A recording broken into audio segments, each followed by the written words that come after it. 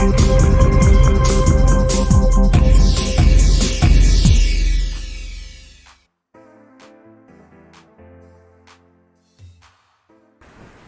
le mois de Ramadan, nous sommes toujours confrontés à cette question, qui peut jeûner et qui ne doit pas jeûner.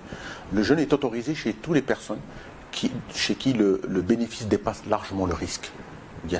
C'est-à-dire que le jeûne va apporter un bénéfice pour la santé et où il ne représente aucun problème. Donc en général, quand les gens sont en bonne santé, le problème n'est pas posé. Alors là où le jeûne peut poser des problèmes, c'est chez des personnes qui sont en état de santé, qui peut décompenser, qui ont des pathologies qui peuvent s'aggraver au cours du jeûne. Par exemple, les patients cardiaques qui ont une maladie cardiaque qui est instable, les diabétiques, les hypertendus, toutes ces personnes, le jeûne risque de perturber et aggraver leur état. Et donc on doit toujours évaluer tout cela par un bon examen clinique, par un bon examen, et à partir de là, on voit est-ce qu'il y a un risque. Par exemple, chez quelqu'un qui est en bonne santé, qui n'a pas de maladie chronique, qui n'a pas de retard, qui n'a pas de facteur de ce qu'on appelle de comorbidité, il n'y a aucun problème. Mais par contre, chez un diabétique qui est sous insuline, ou chez quelqu'un qui a fait un infarctus moins de 6 mois, ou un accident vasculaire cérébral, ou qu'une hypertension qui n'est pas contrôlée, ou qui a une maladie valvulaire sévère, ou quelqu'un qui a une maladie du muscle cardiaque, ce sont des personnes chez qui le jeûne peut être dangereux, peut présenter des risques. Et donc, vous voyez que c'est une évaluation au cas par cas, et qui va dépendre d'un certain nombre de paramètres qui vont définir notre attitude. Mais on part toujours du principe, la santé du patient est toujours au centre de notre réflexion. C'est-à-dire que l'ensemble de notre point de vue est fait de telle façon que ce mois sacré de Ramadan ne va constituer aucun danger, sinon un bénéfice pour la personne.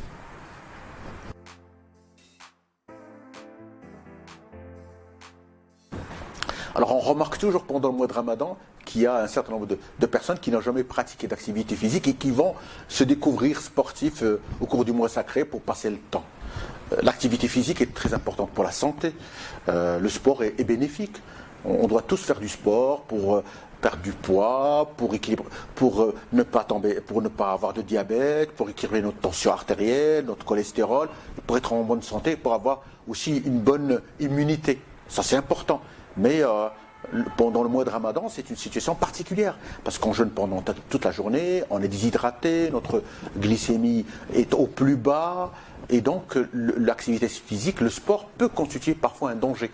Donc pour ces personnes qui n'ont jamais pratiqué d'activité physique, attention, pas de sport de façon anarchique, pas de sport de façon tout à fait violente, agressive.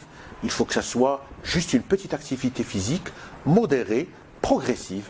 Par exemple, une petite marche d'une demi-heure, de 3/4 d'heure, un peu de vélo, un peu de natation. Ça ne pose aucun problème.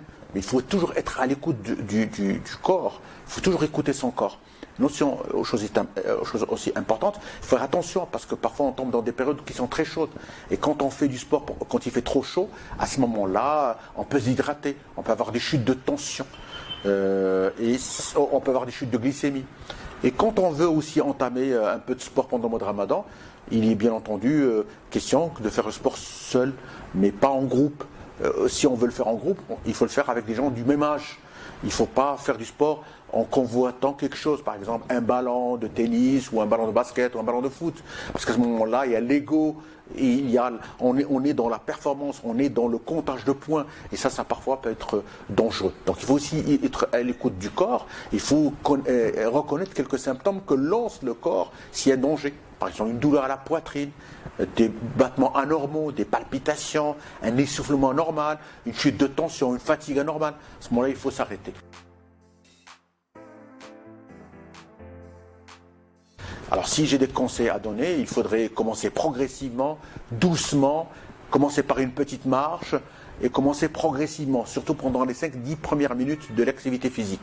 Commencer doucement et terminer doucement, et aller doucement. Donc le maître mot, c'est doucement. Alors à l'inverse, on peut avoir des gens entraînés. Alors pour les gens qui ont l'habitude de faire l'activité physique, il faut faire attention pendant les 2 premières semaines. Il faut réduire un peu la performance de 50%.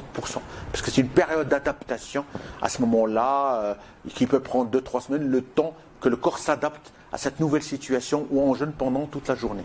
Donc voilà, le maître mot, progressivement, doucement, soyez à l'écoute du corps. Et puis en période après l'iftar, il faut bien sûr s'hydrater correctement et il faut prendre plutôt des sucres lents qui vont constituer un peu de carburant pour la suite.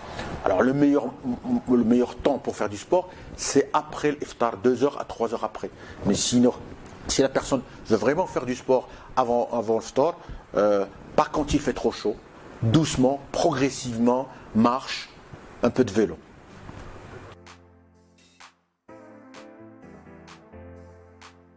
Ça fait partie des règles d'or de la pratique sportive. Après 45 ans pour les femmes et après 40 ans pour les hommes. Bien sûr, on doit tous faire un examen clinique, un électrocardiogramme avant d'entamer une activité physique. Donc c'est une règle absolue. Et il faudrait écouter, bien sûr, comme j'ai dit, son corps. Attention aux symptômes comme la douleur à la poitrine. Attention aux palpitations, à l'essoufflement. Ne pas faire de sport en période de fièvre, pas de sport en période de diarrhée, pas de sport lorsqu'on vient d'être vacciné, pas de sport quand il fait trop froid ou trop chaud. Et bien sûr, il faut faire un bilan cardiaque après 45 ans pour les femmes et après 40 ans pour les hommes. Et il ne faut pas fumer 2 heures avant et 2 heures après une activité physique. Donc il faut maintenir une bonne activité normale de vie, une bonne activité intellectuelle. Il faut travailler, le travail c'est la santé. Ne pas passer la journée à dormir ou à se tourner les pouces. Il faut vraiment mener une vie normale. Et si la personne a le temps avant l'iftar, c'est de faire une petite activité physique pour le maintien. Le iftar doit être progressif, ne doit pas être copieux.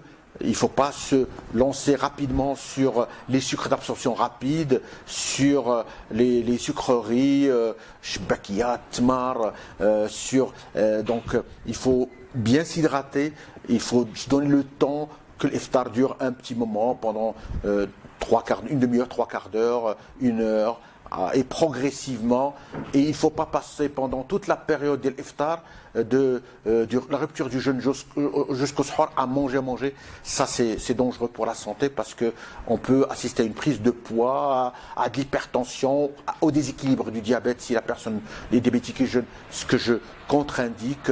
Et donc il faut faire extrêmement attention. Il faut entrer au mois de Ramadan avec un certain poids et sortir soit avec le même poids, soit en ayant perdu 2 ou 3 kilos. Il faut en profiter pour avoir une bonne hygiène de vie. Et pour les personnes qui fument, il faudrait absolument profiter du mois de Ramadan pour arrêter de fumer, parce que c'est le principal facteur de risque cardiovasculaire qui tue malheureusement avant 50 ans.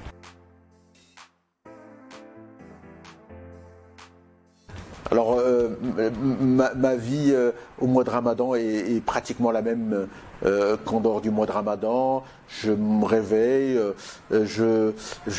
j'amène mon fils à l'école et je rentre travailler dans mon cabinet, je consulte mes patients, je vois est-ce qu'il y a des données nouvelles sur la littérature médicale scientifique, j'entre en contact avec mes collègues à travers les réseaux pour discuter s'il y a des innovations scientifiques ou des innovations techniques qui peuvent nous aider à progresser.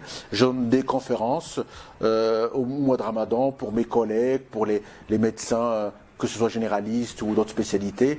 Et puis quand je termine ma journée vers 17h comme ça, je rentre chez moi, je fais une petite activité physique pas trop intense, soit j'ai l'habitude de courir un peu, soit un peu de vélo. Je regarde avec ma petite famille, avec ma femme et mon fils, une série par exemple, Iftar, et puis on regarde soit deuxième, soit la une, on regarde des émissions, on fait l'iftar progressivement, doucement, sans nous lancer directement sur l'alimentation, puis on essaie de faire l'iftar généralement on a un repas maximum, J'ai pas l'habitude de veiller pendant le mois de Ramadan, donc je regarde un peu la télé ou je lis un peu, et à partir de 23 heures, je suis au lit, je reprends. Voilà, voilà mon quotidien. Voilà. Je souhaite Ramadan Karim à tous les Marocains, à tous les musulmans, un Ramadan de santé, un Ramadan de piété, un Ramadan de spiritualité, un Ramadan d'amour, un Ramadan de paix, un Ramadan de santé, et un Ramadan où nous sommes proches et connectés les uns aux autres dans l'amour de Dieu et dans l'amour de nos proches.